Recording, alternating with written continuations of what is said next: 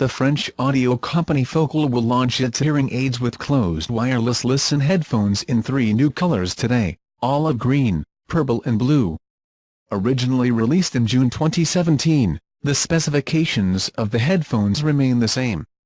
The company says they offer close to CD quality reproduction, a 40mm titanium/mylar driver, Bluetooth 4.1, 22mm heat-sensitive memory foam pads on the pads, and a dual microphone system with voice capture clear.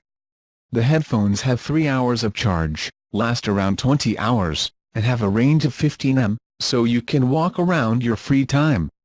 The headphones also have buttons to control music and answer calls. Focal says that headphones have noise isolation capabilities that preserve acoustics, even if you're using them in some noisy place.